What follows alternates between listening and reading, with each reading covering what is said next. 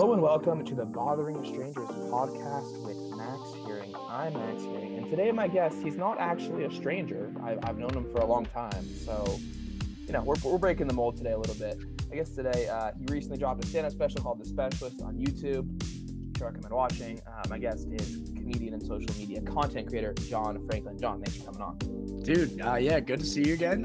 It's been I think 2 years since we actually talked in person, but we go back and forth on Instagram quite a bit, I'd like to say. But it's good to see you, man. I'm stoked to be on the show. Let's do it.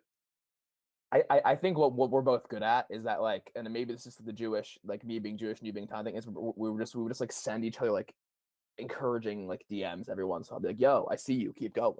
Yeah, it's whenever you like somebody posts a post or a story and like you know them well enough to be like, loved this dude, keep grinding, like you're doing the right stuff. And like it's just a support system, man. Jews and Italians and Jews, like it's a whole thing. Same thing. Same Come from the same cloth. But yeah, oh yes. Oh, yeah. Take away the religion and like we look alike too. Well, you have longer hair, but like we have a lot of the same features. Facial features for sure. Yeah, absolutely. Like, I don't know. I do when I do stand up. I've been in my own stand up. I've like been kind of working on this joke where I talk about how Jewish I am, like because like with like my allergies and like how I look. And I did an open mic like 2 weeks ago, and after me an Italian comedian on, he's like, you could pass the town. I'm like, I know I could. Like, I'm just like leaning into the joke. That just means you can also pass for Jewish, even though, like, you know what I mean? It's just like there's you could pass for Jewish too. It's not like those two sets. It's just like it basically comes as one. So same thing. Yeah, I don't know. I think you guys just have bigger families. I mean that's a foregone conclusion of most cultures know that we have a large contingent of large families. Yeah, I've never really done, like I hear about Easter meals and like all these like meals where, like Italian families like come together, and I've never been to one. And if I'm in New Jersey, when I come to New Jersey from there, fly out to New Jersey, man. I'll come, yeah. And I'm like, this seems interesting. I will say I didn't know, and this is me. I didn't know that there was a stereotype that Italians have big noses too. I thought that was just us. Yeah, that's the thing. I luckily don't have like a massive nose. No, you don't. Yeah, like I would say so if you did. My dad, thank you for that, by the way. Keep me honest. My dad has a massive nose. Like we were at a golf tournament once when I was a kid, like one of the pro ones. I would just come to New Jersey every now and again. We were looking for my friend and his dad. And I was like, do you see so-and-so? And he was like, oh yeah, they're like way over there. And they pointed over there. I was like, how do you see them? And I was like, and my dad goes, eyes like a hawk. And from the rafters, some random dude just yelled at him, and a nose like one too. And to this day, it's the greatest roast like I've ever heard in my entire life. Like that guy didn't speak to my dad. Like he never walked up to us, said hello. We don't know him. It was just like from left field. This dude just like roasted my dad's nose. And and my dad was like, all right, let's just go find our friends. Yeah. You got to get out of here. You're laughing. Your dad's like crushed. He's like, I thought I was doing okay. Yeah, all right. Yeah. My dad's like self-aware enough to know that he does have a big nose. Like he's cool with it. I don't think I would think about my nose if I wasn't Jewish. Like it's not super big, but it's not excellent also. Yeah, I mean, like I think it also comes with the fact that like I'm very like self-deprecating in general. So like when I'm given the opportunity to like roast myself, I will do it. I'll do the same thing. I'll act like I have the biggest nose in the world's ever seen. Yeah, exactly. It's like even if it's not that big, it's like like when I was like a little chubby when I was a kid, and I like to tell people I'm like I was morbidly obese. And I was like, it's just like a large child, and they're like, you were not that big. You're like, how much did you weigh? Like 400 pounds. I was like, I rolled to school both directions, uphill in a snowstorm. Like it's I do this. I guess we have very little like I say watch your special, but I guess like in that regard, we have this similar stand up where it's just like very much like let's make things sound as bad as possible. Yeah, for sure. And I also think like when you like naturally like life stories start in the place of bad. Like it's like something happened. Like what's the cause and effect of like a bad instance? And that's what like I love to write about. And like when I do stand up is always like what what's the worst that could happen here? It's like, oh, well, it could get pretty bad. And that always like lends itself to a good sense of humor, I think. It's even more than that. I would say it's a good sense of humor. It's also like, it's like a confidence and a secureness in yourself that you can sit here and be like and just, like, make things sound so bad. Yeah. Yeah, totally. Absolutely. And like I think like sounding like the way a good story, anybody could really tell a story, right? Like I think that's a foregone conclusion of like anybody can know how to tell a story. Everybody Yeah, for tells sure. stories at events, things like that. I think like the level of leveling up of a story in stand up is like, can you tell jokes throughout the story that like keep it going? And then also like amidst that, like find that beginning, middle, end point that people are always looking for. And that's what I kind of pride myself in is like my style of comedy is like I know observationally, like I could be funny enough, but I know like my bread and butter is just like like telling stories and like trying to make them relatable. What I thought was interesting about your special is because as we talked about before we started recording, like, you do stories. Yeah. And you do Yeah. like when you have your special is 45 minutes long, so it's like you have a time to really stretch out a story if you want to. Right. And you're like the stories were just so funny in themselves. Like, you added some punchlines, you added a little bit to it, but it was like when you were talking a story just about, like, how you, like, Yeah. were a theater kid Yeah, yeah, yeah. and at your friend's house and you're watching I don't remember what it was. Jesus Christ Superstar, Jesus yeah. Superstar, and, like, you yell out to your dad, "I'm watching Jesus Christ Superstar," and it's like I'm just like, "You didn't even make that up, that just happened." Yeah, it did, all of that happened. That's the thing is, like, I try to at least, like, not hyperbolize anything that I'm doing for the most part. I mean, I mean, I would be lying to you if I said that, like, everything was 100% true. Like, I think Of course. most comedians would be lying to you if they did that. But, like, when I mean 100% true, I mean, like, in most of it, it all happened. It's like, if I embellish some of it, it happened. But that Yeah. story 100% start to finish is true. Like, that none of that is embellished or hyperbolized, and it's just, like, some people are born to be, like, mathematicians. Other people are born to be like, I don't know, like economists. I can't do either of them, but I can tell a really good story. So that's how I ended up There you there. go. Hey, there you go. That's the Italian in you, by the way. You can tell a really good Yeah. story. When you're at an Italian party, like when you ultimately come to New Jersey and go to an Italian party, like the thing is like everybody is fighting for stage time at a dinner table in an Italian family event. So people are like loud trying to tell a story. Like when one person's telling a story, some person is correcting them on how the story happened. So like Yeah. you And they never weren't really there, piece and they together. weren't even there. Exactly, nobody was there. It was Yeah. just one guy, and he's like, "Yeah, one time I went down to the baker's. You weren't at the bakery, you were at the pizza shop. It was fine. I was at the pizza shop." And it like keeps going on and on and on. And then at the end, it nobody resolves in anything. It just ends with a person going, "Nah." And you're like, "Is Yeah, that it?" And it's like, "Yeah, that's it. that's the whole thing, man. You're good." That's the whole story. Yeah. No, it's true. I, are you Italian on both sides, or is it just one side? I'm Italian on both sides. My dad is a little Hungarian, but like that's his mom of Okay. his side. So like mostly it's just Italian straight through and through. What I find is, like, in New Jersey, like, a lot of people are, like, half Italian, you know? Right. Yeah. And you might as well think they're fully Italian. Like, if you have like, an eighth or more, you're a whole Italian. Well, as far as I'm concerned, like none of us are really Italian unless like your parents like came here from Italy. Like we're Italian by blood, and like people act like the thing that infuriates me about like our culture of it, like our subset of being Italian and like identifying like it. I hope people who listen to this will like not castrate me for this, but We'll see. we just make words like we're like this is how you say it, like mozzarella or like capocollo, like things Yes, like that. yes. And Thank like you. those are not real words. Like Yes. we made them up. Like if you go to Italy, nobody says None. Nobody. mozzarella. They say mozzarella. Like they say it like a real normal Yeah. person. And so I think like when we get really territorial about it, like it doesn't make sense to me. However, I won't lie to you. That's like it's just that is how I say things because I'm raised like that. But to defend it and be like, that's how you say it is just so asinine, in my opinion. It doesn't make sense. No, it's ridiculous, and my dad, is a Jew from New Jersey, and he does the exact same thing. He'll say He words says it. the same way you just said it, Yeah. and it's like growing up, like, and even now, I've heard the word gabagool a lot of times. Yeah. Yeah. Yeah. Gabagool, and it's like I don't think that's how you say it. You also sometimes get the people who know they're saying something wrong, so they sort of say it half right, half wrong. One for me is like capicola is what gabagool is, but like I hate that. I don't think gabagool is the thing, so I'll say Gabagool because like I like start trying to say Gabagool, This and is then like good, right? and then like halfway through my heart is like, but you're not, you have to do it, and I'm like and like that's how I kind of like find the Yeah. middle ground.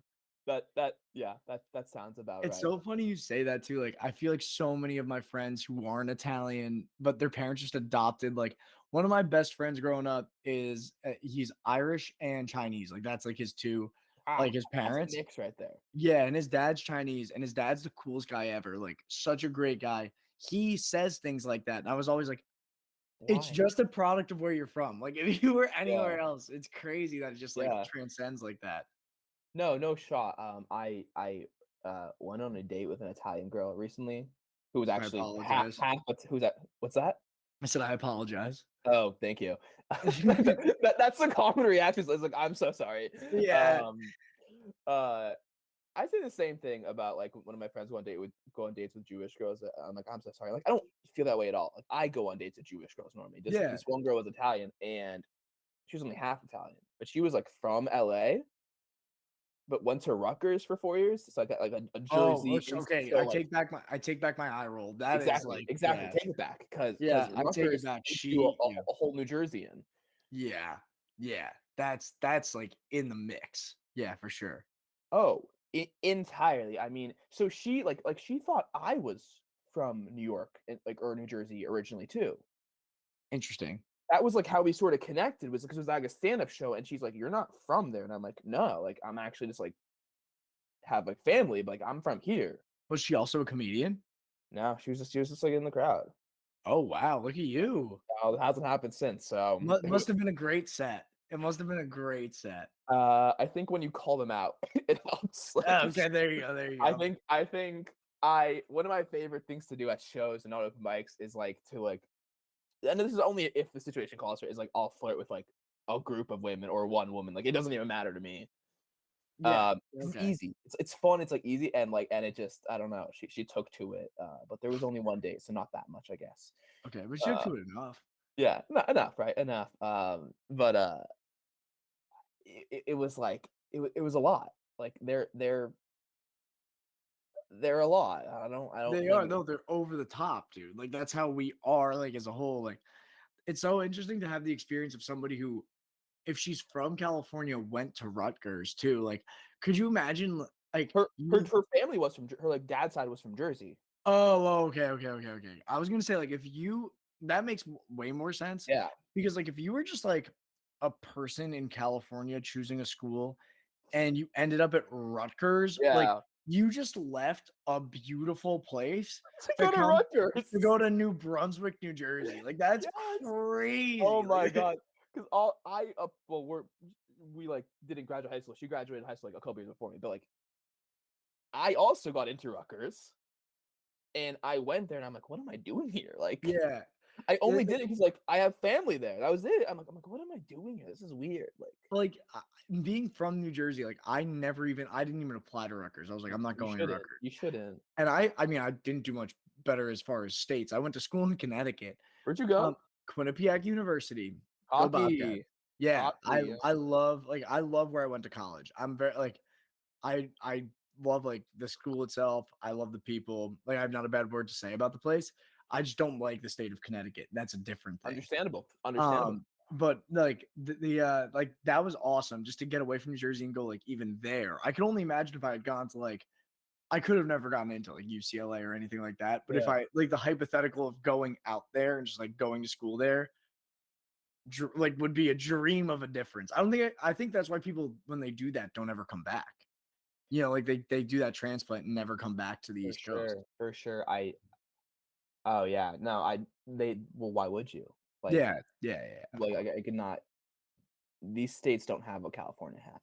It's not Yeah, the one thing I will say though is like New Jersey and like what we were talking about right before this is like there's a camaraderie element to New Jersey that I for don't think sure. exists in like other states. It exists in the states that we perceive as bad states, right? Yes. Yeah, that's fair. I So would that's agree. Texas and New Jersey. Yeah. Yeah, I understand that. But like, I know, as I was saying to you, the reason why there's so much camaraderie is like we all like we might not all like each other, but it's like we all know we're assholes, and like we are the breed of asshole that comes from New Jersey, and like we love that. Like when we go out into the world and represent New Jersey, it's like it's cool to like see Yeah. somebody from what you consider a small state like do something pretty big, even though like we have like the densest population Oh my. by state. It Okay. then it's ridiculous. I know that if I moved out to like New York or New Jersey, like moved out there, like I would become an asshole too. Like I'm Yeah, fully confident that dude, you that have it, to. it would ruin me.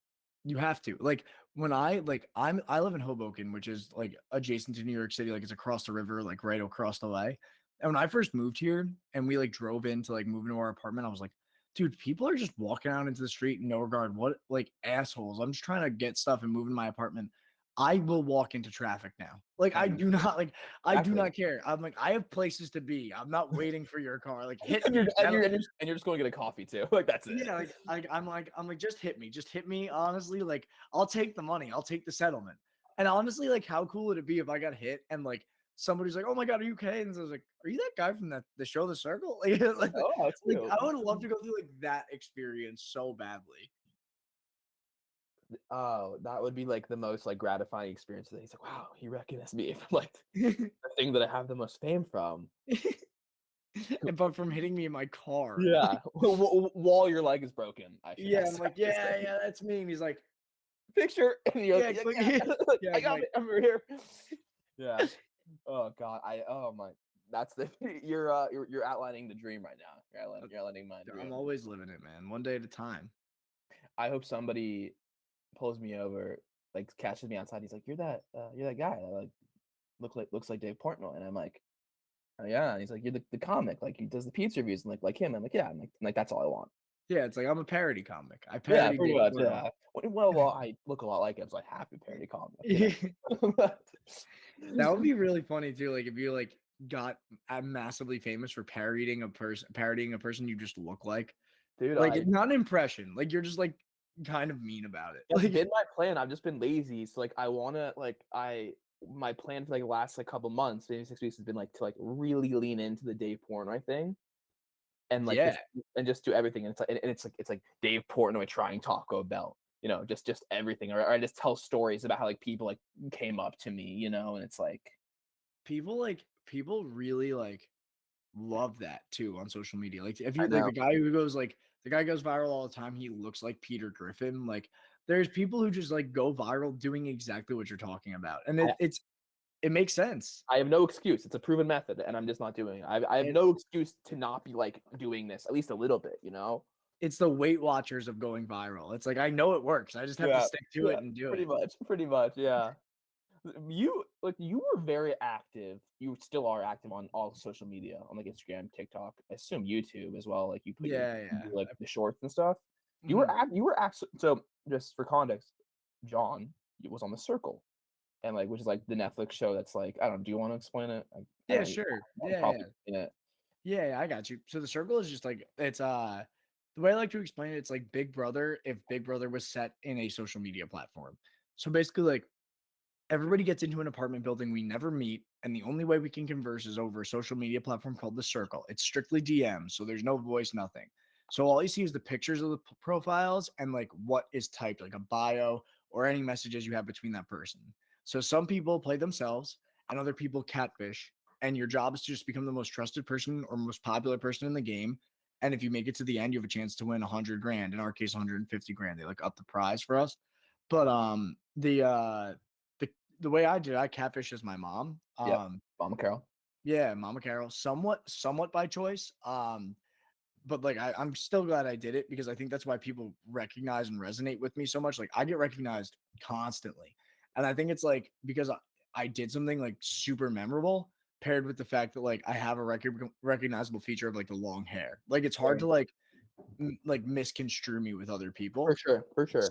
So like that's the premise of the show, and that's like why people particularly loved me being on it. I never received like negative comments or like negative anything from going on the show. Like everything was all positive, which Oh is wow. crazy to say from a reality show aspect.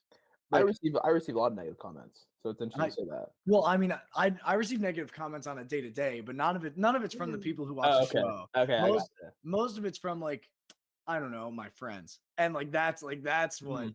Do we have the same friends? Is that what I'm I learning here? I think we're well connected across the nation is what I seem to find. It appears that way.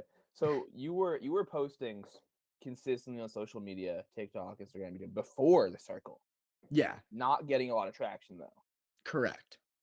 And then the circle came out like last year. It'll be a year in May. Yeah. Okay, so almost a Like year 10 months. ago, Yeah, yeah, and we're almost a year now. like immediately, like it was like people like, oh, this guy. And I checked today, 100,000 TikTok followers as of today. As of today. Congratulations. Thank you. Like, Yeah, I know. I was stoked. as of March 8th, and almost 75,000 Instagram followers. Like Yeah, very close. yeah. Yeah, that was crazy. That was like nothing anybody can tell you, nothing you can do can prepare you for that. Like people who go viral naturally and like they've done something over the course of time, bless you. They've done something over the course of time and like it makes them like they blow up from that. I don't know if they can prepare well for it either, but I think they have a little more of a mindset about it because it doesn't come all at once.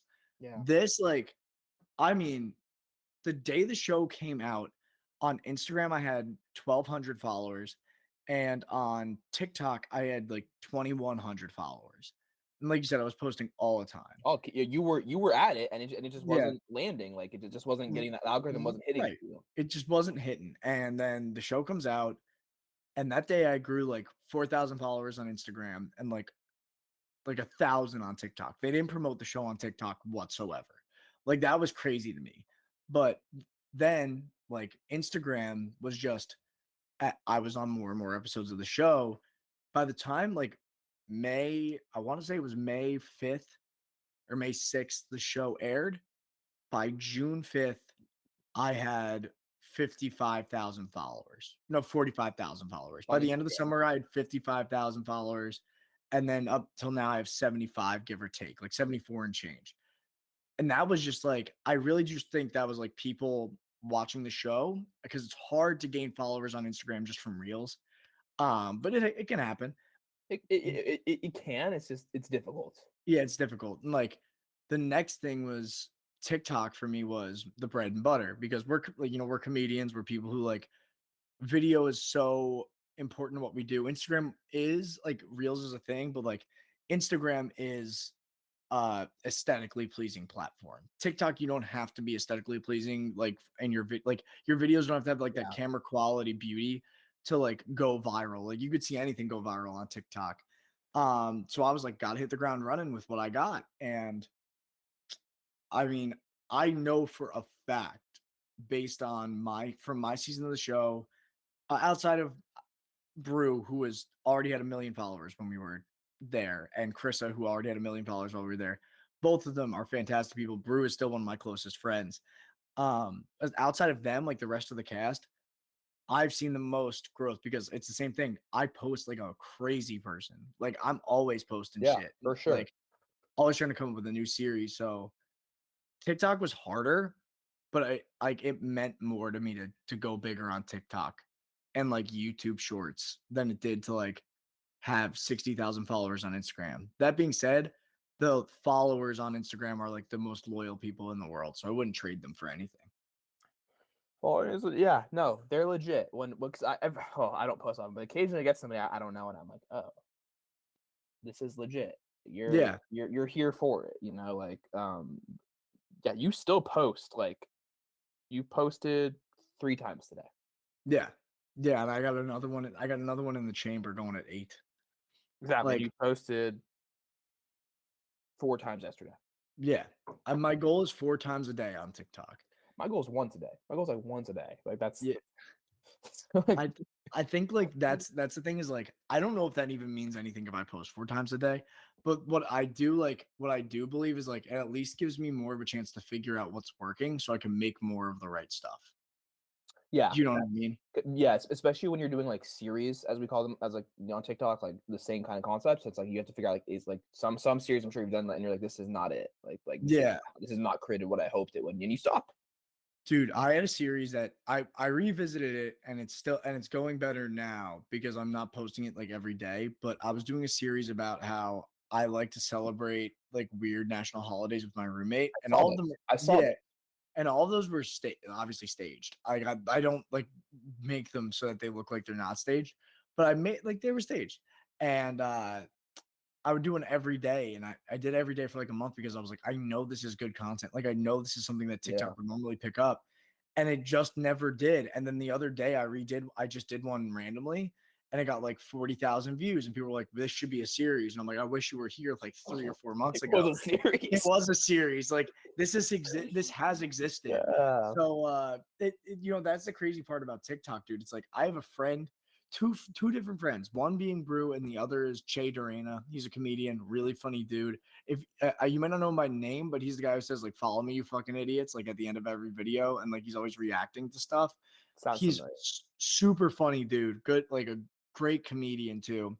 But I mentioned separately each of them to each other, and combined, like one has 7 million followers, the other has 8 million followers, and neither of them knew who the other was. So think about the amount of reach on one platform. Like I was like, "Oh, have you heard of my friend Brew on the radio?" And she was like, "I have no idea who that is." And I Oh explained what he wow, does. She's like, yeah, no idea.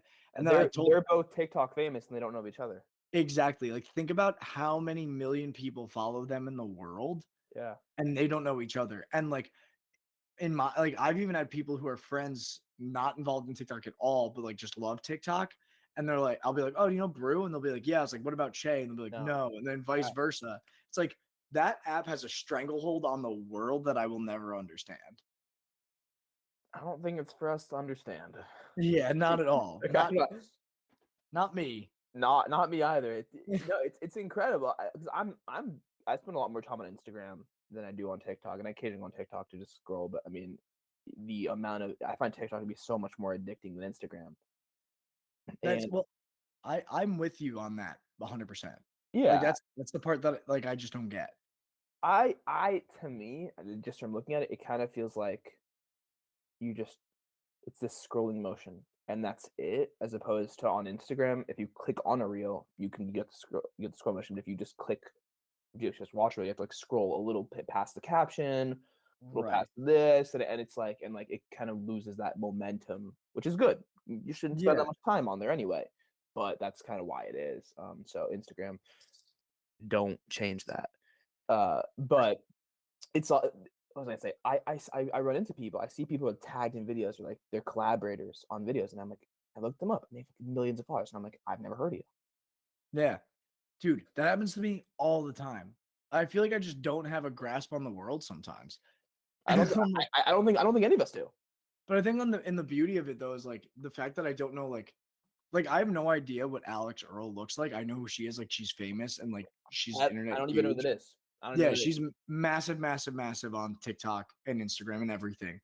And all I could think is like, I don't know what she looks like, and it's because like that's just not content I'm gonna consume. Like the base of my content is comedians, comedy sketches, and for some reason, Family Guy clips with people playing Minecraft underneath them. Like, have you seen these videos where it's like a Family Guy clip up top, and then like just randomly somebody playing a video game Yes, adjacent to yes. it? I see them all the time, and I'm like, this is just. I guess this is what TikTok thinks is my thing. For a Mhm. while, I was on like Disney Cruises TikTok. Don't know why. I've never been on a Disney cruise, but Me like I neither. was just getting like served Disney cruises left and right. I'm like, this doesn't make any sense. I looked up Alex Earl. By the way. I just googled her, and we neither of us would like her. Like her. Really? She does like get ready with me content, and Yes. that's not for many men in so it's good. I've thought about starting a series myself where it's like get ready with me to do like mundane shit. So like get ready with me to go see how many credit cards I'm pre-approved for in my mailbox. And like I'll just be like, so I put on my shorts and a shirt and I walked down to my mailbox, put the wrong key in, put the right key in. I got Chase, I got Citibank. I'm like, all right, come back tomorrow. I feel like I feel like the thing with that, the reason women can do get ready with me is because of makeup. Makeup takes time, but it's like if you and I would do get ready with me, you'd be like, all right, I brush my teeth, I wash my face, like what? Yeah, I put Are you just gonna like are you just gonna be watching me brush my teeth the whole time? Like I don't understand. well, I think like one thing I respect a lot about people who can do that is like they can talk while doing something that matters for the rest of their day. Like like a girl does her get ready with me with makeup and she's like, I'm gonna go do so many things. Like, this is how my face is gonna look. And she does it without skipping a beat. It's like good for you because I could never Yeah, have the for sure. ability to do that at the exact same I time. couldn't wash my Um, face and give you a whole conversation. I No, can I can't even, listen, I can't talk. dude, I can't even text somebody and be talking to somebody at the same time. No. Absolutely not. I think women are No, just more talented than men. Like, far and away. It's like not even close. yeah, yeah, no, I'm sure. I feel like the best part of of your thing with the circle is that you met your girlfriend like from the Yeah, circle. Like your girlfriend Alyssa, I don't know how to say her last name by the way. Lubitschik. Yeah, it took Thank me a you. while to learn. Yeah, you Yeah, got it. that's fair. It sounds Eastern European, so Yeah, it makes nailed it. sense. And you guys didn't start dating immediately after the show, right? Or am I No, so the wrong? way no, you're right. So the way that worked out was like September 2021, we filmed the show. Show came out in May 2022. And when we left the show, like it's not a dating show for anybody who's not seen it. Like it has nothing to do with dating. It's all competition based. Like that's the whole thing. And we ended up like she lives in New York and I live in New Jersey. So like her and you, she, myself, and Yu Ling would like hang out periodically, like just to catch up. We hang out. We're still really close friends. And then like a few times after hanging out, like it was a little flirty and she's a little older than me. So I didn't think anything of it. Like I was like, she's gonna be on a TV show. Like she's not gonna go for like at the time 24-year-old dude like that she just went on a TV show with. Like it doesn't make any How old sense. are you? I'm 26 now. Okay. So, like, it was 24, like, right after the show finished filming, and then I turned 25, and then the show came out. And I like, when I tell you, like, that December, January, like, we were just hanging out, and she was like, "So when are you gonna make a move?" I was like, "This is why I love that you're older than me because I would have never made a move if you didn't do this." And, she so made a move, and then since then, like, we just our whole thing was at that point, it was around January when we were like pretty much dating. And we both agreed, like, not gonna say anything when the show comes out. Like, we're like, keep it to us and to us only. Like, we don't want it to be the reason, like, people come right away for our content and they're like, well, where's the dating stuff? Because you guys are dating. And that's been like, honestly, that's been like a beautiful thing because I've been able to like latch on to comedy content and like not have to worry about relationship content. And she does the same stuff, and like she does her stuff and I do mine. And at the end of the day, we could kind of come together and be like separate from all of it. I think if like we went in telling everybody we were dating, it would have been brutal. Like people still don't know. I don't know how fans of the show like sometimes comment on pictures of us together and they're like, you guys are dating? When did I miss this? And I'm like, yeah, you've had a year. Like at this point, like you've had a year. You should know. It's been public. Like it's not like one of those things. It's not hidden. Like we started telling everybody like by July after the show aired in May. Like it wasn't like we waited long. We were just like we don't want people to know right away. Yeah. No, it's true. I don't know. I have a monitor next to me, so I just googled like Alyssa the circle to see what comes up. Yeah. And immediately one of the com FAQs or comment questions is, are Brew and Alyssa still together? Like Yeah. like That's from when the show immediately aired because like they tried to like pawn them off as an on-camera like relationship, like a reality, like a yeah. what do they call it? A showmance. And they tried to do the same thing with me and Parker, who was the first person eliminated from our season. And I was like, like, I love Parker to death. Like she's the nicest girl in the But world, but never that. she's does a different speed than I am. Like even only 2 years Yeah. younger than me, like she's like partying, clubbing, like things that I'm like, I just want to go to the pub, get a beer, and come home, dude. Like I don't want to like if I go I'm right there with you on that, if by I the go way. if I go to the club, it's because I might have left a jacket there 3 years ago, and I just want to see if it's still there. Yeah, you're Like sitting that's around. why. Like you know what I mean? It was a nice jacket. It was a nice jacket. Yeah, I like to take a gamble. No, you gotta check. Yeah. Well, I respect Alyssa for making for like the one you saying when you gonna make a move because I feel like we both do this. Like I can't tell when women are into me. I'm getting a little better at it, but Dude, in a very general sense, I can't tell. I am the worst at trying to figure that out. Like Hard, when I was hard, man. single, I mean like when I was single, I a girl could like literally be like up against me, I'd be like, "Sorry, I'm in your way." Like, you know what I mean? Like I just like, I don't have that like that instinct of like I know that this is like a move being made or I should make a move. So like that's also the thing about I love about dating somebody who's just like she is older than me, but also she's like pretty driven and just smart and she just knows like what's going on in her life on a day to day and she knows what she expects and what she wants. And it's Yeah. like that makes my life easier because I just have to like make sure that I'm just like reciprocating the same exact stuff. You know what I mean? Just being honest straight up and like it works out. Yeah.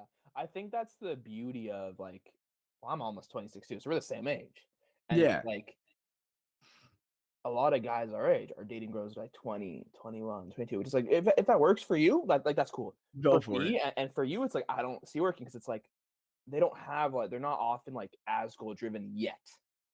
They're not like No. all the things you just mentioned about Alyssa might come later on, Yeah. but they're I not also think gonna have it right now. it's the same thing. Like if a girl's like 25, she would never date a 20-year-old dude. Like, you know what I mean? Or like it would never, and it could never work out because it's the same thing. Like you said, it's like like not even being in college, just like younger mentality is harder.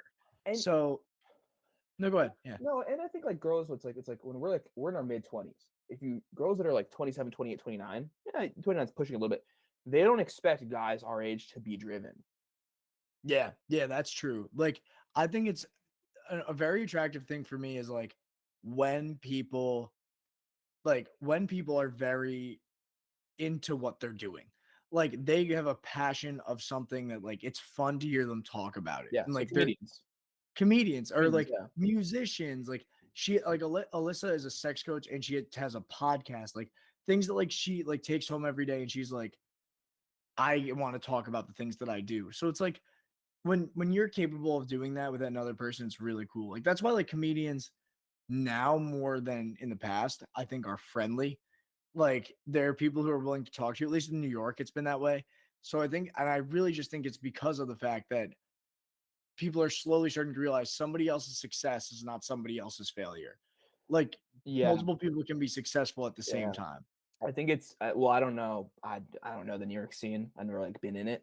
Sure. I imagine similar in LA in the sense that just like the younger comics, meaning I'd say below 40, Yeah. not like our age, but like younger, like they're being like, mm, I don't need to wish for my success and this person's failure. Like Right. like like our success is two separate things.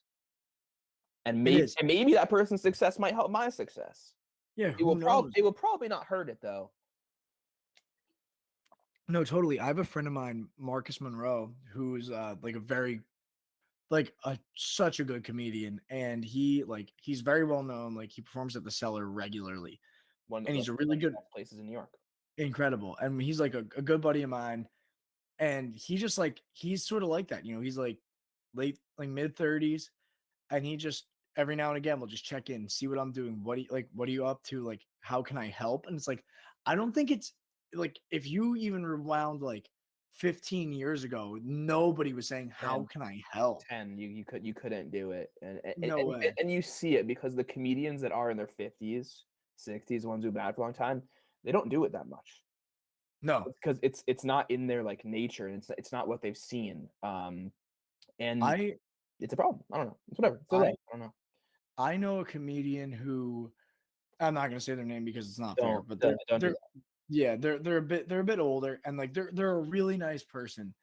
And they've never done anything to really help me. Like I've had like there's a comedian, Mike Marino, Jimmy Palumbo. Those guys are older comedians who are they're tried, trusted, like tested, like headliners all over the country who have helped me out and been like great friends to me that like I've reciprocated by trying to help on social media here and there, which is a great trade-off, I think, for that generational gap of For comedy sure.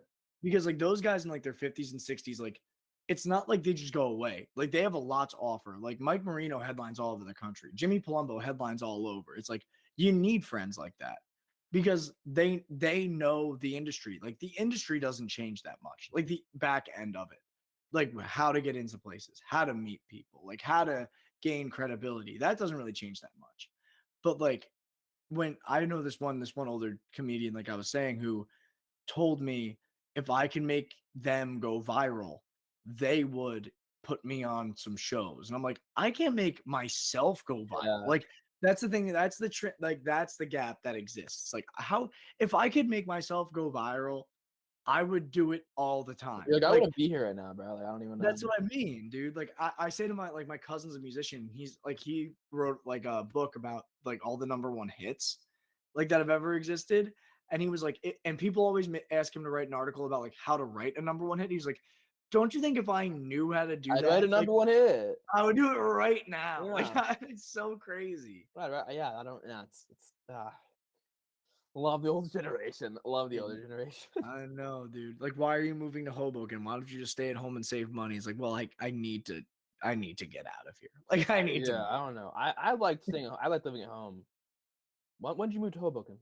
I moved here 2 years ago, but it was similar to what you were saying. Like, I found myself. Even I loved living at home. Like, I love my parents. Love like my Yeah. sister lived at home at the time. Like, all I could think the entire time was like, I'm wasting time because I was so comfortable. It Like felt that way. everything was easy. Yeah. Like and like I need to get out of my comfort zone to make things happen. For sure. Because I've been gone for like 10 months, and it's like I was home. What I was home for like almost 2 years. I was home for like pretty. I was home for over 2 years, Right. and I'm like, and I had a job, but I wasn't doing stand up, and I knew I wanted to return to that because I'd been doing it before, and I'm like, what am I doing here? Like I don't mind. My parents are cool. Like they were not pushing me out, Yeah, same. and I was like, I need this stress, and I will say, I'm a lot more stressed. I'm a lot Yeah, more stressed since moving out because like there's always like overarching like rent and like just general bills, bills shit. that we didn't have when we lived with our parents. But at the same time, like you kind of need it in your Dude, 20s, and then your I'm on 30s you can figure out that stuff. right. And like you're turning 26 year, I just turned 26 and I'm on my own health care and I'm like, Mm. all right, yeah, Did you cool. what did you do just like Obamacare? No, I I have a job. So like they provide me with health Oh, care. you. I'm a freelancer, so I have to get on their stuff. Yeah, I know, I get it. But like so the job helps with that. But like the thing is, like I get on my own health care. I could cite maybe once that I had a medical ailment in the last 25, like Yeah, 25 years. Immediately, like January was my birthday. I've gone to a cardiologist. I've had a CAT scan. Like I've had like I'm like, what is going on? That all of a sudden things are going wrong. It's like they know. Like 26. they're like, 26 is going on. Yeah, I well, didn't 26 know. is the year. This is gonna sound so dumb for everybody listening. I did not know that we're supposed to get a general checkup every year Oh until like wow. 2 months ago. Wow. Yeah. Yeah, you gotta do that, dude. And I'm like sitting here, and I still haven't gotten one, by the way. So I'm no better. And like I haven't been to the doctor in like 2 years because I've been healthy, relatively healthy. I'm like, something's up. So Yeah, man. I'm scared. I have to go to the doctor. To be fair, like all this stems from my general checkup. They were like, "Yeah, you got some stuff," and I'm like, "Fuck, I didn't want Uh, stuff. Like, well, I want to know stuff." you got insurance, so good luck. I don't know. I don't Like, I'll know. take it, Uh, yeah, no, dude. it's uncomfortable. 26. It's so shitty to complain about being 26 because we're still young and like we could do shit. Yeah. It's just like the only thing is like you level up in life a little bit. Like you're just doing like we're at the age now where it's like we were talking about the pipe dream of being a pro athlete. It's Oh yeah. like Well, before recording, yeah. yeah, like we were just like it was just like it's so funny to me that now we're at the age where we could like legitimately are halfway through a professional sports career and we would just like we could call younger dudes bums like that are playing sports now, which is awesome. Like we before they were like, oh, they're just a person my age. Now it's like a Nah. 21-year-old who like strikes out on 3 pitches is a bum. Like I Yeah. love that. Yeah. It's crazy because like obviously if you're a pro athlete, like you're top of your game. Yeah. You're top, and everyone's like, "Oh, you suck," and it's like I don't think they do. Like they Yeah. missed the three. That's all that happened. They missed the three. Yeah, like funny enough, they're gonna be living a fine life. Like they'll be good. They're not worrying about insurance. They're good. They're, they're not worried Like about our worries my and their worries opinion. are not the same. Oh god, I hate that. Man, I'm scared now. I need to go to a doctor. Now. This is bad. Dude, go get a checkup. That's Yeah, that's who should sponsor the podcast, the yeah. general Can, doctor. can can BetterHelp sponsor this episode, and then I can afford to go to the doctor for this checkup because that would be ideal. Let's we could talk about the dating thing longer, but I feel like we should pivot to your special. Sure, yeah, let's do it. Came out 2 weeks ago. 2 weeks ago. 2 weeks ago. It's called The Specialist. Yep, It's on YouTube, just it is. for anyone to watch. Yep. You rented out a theater in Jersey, which I thought was an interesting move. Yeah. So I didn't actually rent it. That was the craziest Oh, that part. was the media company that like sponsored. No, not even that. So I was at that theater in July and I saw Chris Gethard there and he was awesome. Great A lot of comedian. fun. Great Yeah, comedian. Yeah. super funny, New Jersey guy. Super, super funny guy. And I was like, why don't I just send them an email and tell them like See what happens. my gut was like they'll tell me if they have comedians coming I could open like do something like that and I was like yeah that would be great and I emailed the booker and I explained like who I was from New Jersey, all this stuff, and the guy was super cool and he was like why don't we just give you a show, like why don't we just do it and give it a shot. And I was like yeah, let's do it. So the reason why I saw Gethard was twofold. I love Chris Gethard. I think he's amazing. But my cousin has a band and Gethard had the band open for him. Yes. And I was like, that would be super cool if I could do the same thing. So I asked Chris and my other cousin John, who's in this band, and I was like, how many people did Gethard have at that show? They were like 55, like maybe like 60. And I was like, I could do better than that. Like in my head, I was like, I could do better than that. And that's I'm not on Chris Gethard because the guy tours all over the country and he's like famous, famous. Yeah, All I was thinking was like, if I'm gonna do a one night only show, I could pack this out. Was basically my mentality. for sure. And I didn't have to rent the theater. They were like, we'll do like a deal on tickets. So it was like you can make X amount of money and like we'll split it this way. I'm I like, take it cool. very, very, very normal. Very normal. Yeah, yeah. So instead of having to like give the fee, and I had the band open, and the band ends up closing the show with me in the special. You'll see it. And Yeah, I I was remember like, that. all right, time to fucking put the pedal to the metal and sell tickets. The show was announced the last week of November, like Thanksgiving weekend. By the new year, we had sold like 85 tickets, and the show was January 7th. So I was like, oh, 85 tickets. That's good. Like, and I knew like the way the theater was set up, if we could sell 100 plus, we'd be at like a sellout because the top is like standing room only, and there's like it's like 100 seats, theater style. And by like as we were walking into the theater, it was still like around 90 something tickets, and the person who runs the theater came up to me and was like, yeah, we're gonna sell out. I was like, what do you mean? He was like, people just will walk in. Like people will walk in, we're gonna sell out. Such a New Jersey thing. And I was like, all right, I'll take your word for it, man. Like I didn't know like that would even happen. And I was telling you before the show, like before recording this, that the split was roughly like 60-40 people I knew, people I didn't. And that was baffling to me. Like just I know it was like probably a New Jersey thing. Like I'd also mentioned like I'm very self-aware of that. But I thought it was going to be mostly people that I knew, just a supportive group. And like the hard part was the 60% that were my friends and family sat very close to the stage. So like it's hard, like that's a hard audience to make laugh. It's a very difficult audience. So like because a lot of them have heard the stories and then others like it's a lot of different stuff. So I was like fuck, I wish I could flip flop that.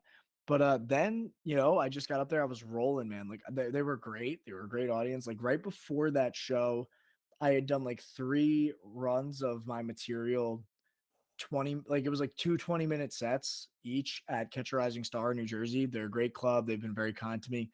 And they allowed me to like kind of test run my material. So when I got up there, I was just like, hit the ground running, let's do it. And now I have a special which has 6,000 views on YouTube right now. So I'm like hyped. Like honestly, for like everything that I've built in like 10 months on this, like just going on a TV show and then to get here at like a 10, like the special came out 9 months and change after I went on a Netflix show. Like, as far as I'm concerned, it's like just keep pushing up because now I'm finally doing the right things. You know what I mean? Like I'm finally doing what I want to be doing. and now the next step is just like make sure I could do them at a higher level. It takes a while. I feel like in stand-up, it takes a while to get to that point where like, "This feels right." I'm not there, and I'm not saying I'm saying this like as something I'm aspiring to. Yeah, I don't think like I mean I've never been a firm believer in like timetables and like anything, like not just comedy. I'm just like, if you're gonna do it, do it. And with comedy in particular, there is like that notion of you, it takes time, and it does. Like getting better at comedy takes time. And like Years. I don't think I'm at anywhere near what my best is of stand up. No. I don't think I'm anywhere close. I don't think I'm even like one of the best comedians that I've ever worked with. Like there's just so many great comedians in the world. And like I think just but you also have to like take advantage of the opportunities that you have. And like when like doing it this way, some people will probably be like, people I might have worked with being like, how did he do it? I've been doing it for years, and that's fine. Like, I'm not bitter about the time that I've spent doing anything or that anybody else has spent doing anything. But in my mind, it's like I gotta feel comfortable because if I don't, I will live with like too much imposter syndrome, the amount that could like drive you insane. So like I'm just confident in the fact that I've done it. I'm gonna keep doing it. And like that's the only thing I could do, you know? Like if I do it any other way, like I'll drive myself mad. What surprised me was that not in a bad. I was caught off guard that you dropped his special. Yeah. Like we talked about before this. Like I was like, I don't know how long he's been doing stand-up, but I know it hasn't been like a ton of time. Yeah. No, I've only been doing stand up for 3 years, and like not consistently enough, not as consistently as I'd like to, but I've done it enough to know like what I would give 45 minutes. And like unfortunately for like in that same sense is like I don't know what else I want to do. So like the best way to market myself is like this 45 minutes has been like my first 3 years of comedy. And like it could be better. Like it's not a perfect 45 minutes. But I think what it does for me now is like I was saying again prior to we started recording was it offers me like that element of like sellability to like people out there who might see a like vested interest and value in a really like a young and like green comedian who's 3 years in but confident in themselves to put out 45 minutes. It's like that's great because now we can market like his next hour or like that 45, Yeah. like they could buy it, take it off the internet and be like, let's refine it and make it an hour and put it out there. Like my mentality for this was not like this is the one-stop shop. It's like this is the return on investment. I would even add to that because, like, for me, when I look at that, and I'm like, I'm only like, if you add all the time up from like pre-pandemic, post-pandemic, I'm like a year and a bit in, and I'm like, I'm like, I guess I could do a special in 2 years. Like before that, I was like 3 years. Like, no, I'm not saying I will, but I'm saying like Yeah. it's entirely a possibility. And before I saw yours, it never felt like a possibility. It felt like a thing like 7, 8, 10 years in, Yeah. And Yeah. I'm No, with for 3. sure. Hey, maybe I'll have enough and I'll feel confident and like it'll just be like the right time. I still feel like even if you're not recording a special, but like at that 3 year mark, like those kind of like every couple of years, if you could like get a space, like if you build a relationship with like a club or like even a bar, and you could go record whatever your 45 minutes is or your hour that you have, all that, even if you put it nowhere, all that does is give you like strong footing of what your material looks like bookended. Because I don't think people understand, or not the general public, I don't think understands that like when you go to a stand-up show, you get like 5 minutes, 7 minutes, or 10 minutes, unless you're headlining. Yeah, So like we yeah, literally. never know like what that hour could look like. And the only way you're gonna do it is by doing the whole hour. So that's kind of like what my thing is. And I hope like younger comedians, even if they see my stuff and they hate it, like I don't care if they hate it, but like if they like see it and they think like, well, I could do an hour like this, that's great. Could do an hour. Like I want younger comedians to kind of put that challenge to older comedians. Like, I know you've been here a long time and I know you're very good and I'm not disrespecting what you do. But what I hope you can understand is just because we're young doesn't mean we're not funny enough to do some things yet. Yeah, Like for I've sure. I've done comedy with older comics that are just older. They're not necessarily better than me. I've done comedy with comics younger than me that are great. Like I think age as a mechanism is unfair. Experience is fair. Yeah, Like for you sure. you can know a comedian who's 22 but has 7 years experience somehow. Like Yeah, no, there are comedians who got famous at 25. Like right now, there's a guy, Ralph Barbosa. He's 26, there you go. right? He's probably doing stand up 8 years. I will say the interesting thing about older comics, as you describe them, is that like, and this is not the case with most, but occasionally you do run into them, and they don't want to see young Yeah. comics succeeding. No, not at all. And like I I've experienced that. And I think every young comic will tell you they've experienced that. Like you have to earn respect.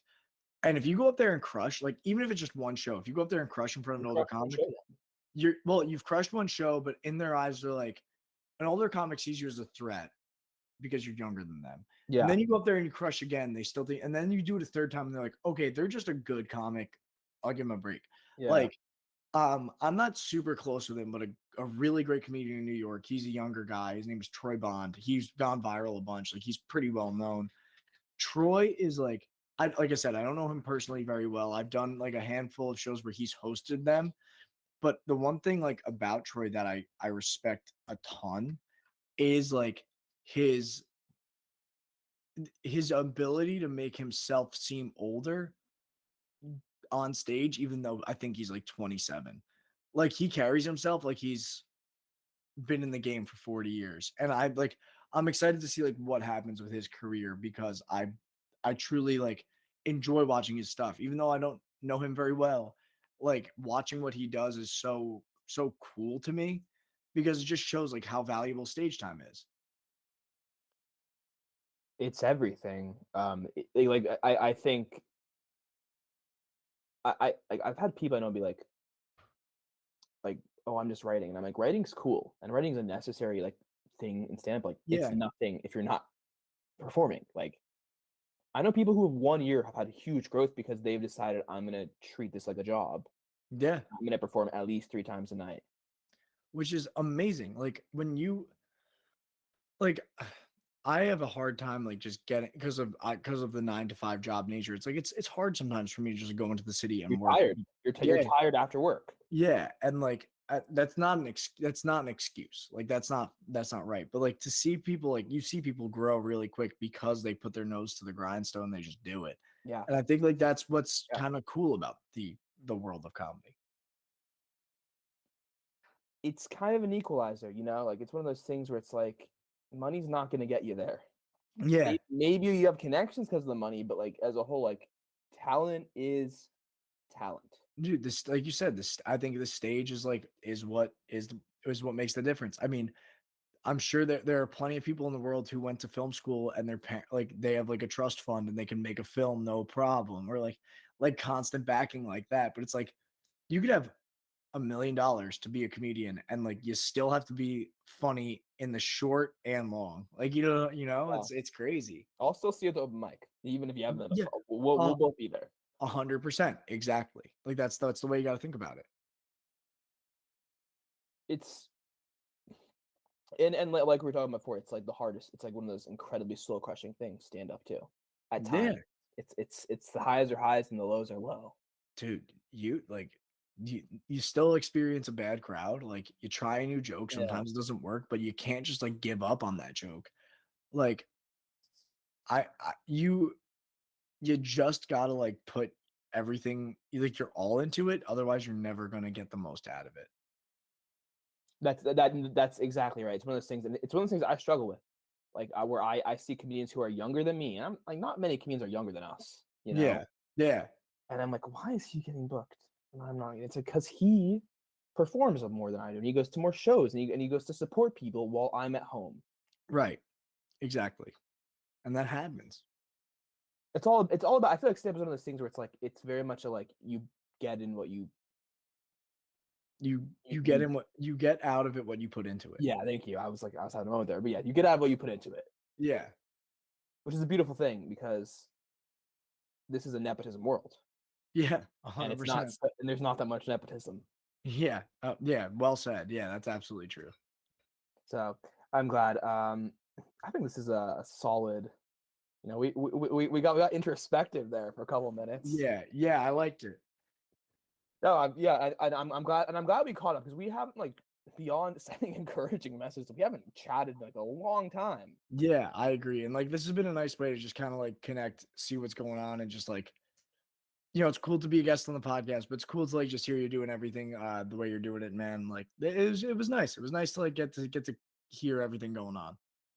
Dude, same to you. I mean, I had a better idea of what was going on because of the circle and your special, but but yeah, I definitely want to have you on in the future when there's with the Dude, next big you thing. got me on Instagram, man. If not an Pleasure. encouraging messages, you just asked me to come on the show whenever, That's man. that's what I did this time. So Yeah, exactly. I didn't have to do any of the procedure to me. I was just like, yo, like your special came out. Do you want to like talk about it on, on my Yeah. podcast? And then I he's was like, like, yeah, you got it. yeah, sure, let's go. But yeah, everyone can watch the special. It's called The Specialist. Sorry, Yep. on YouTube.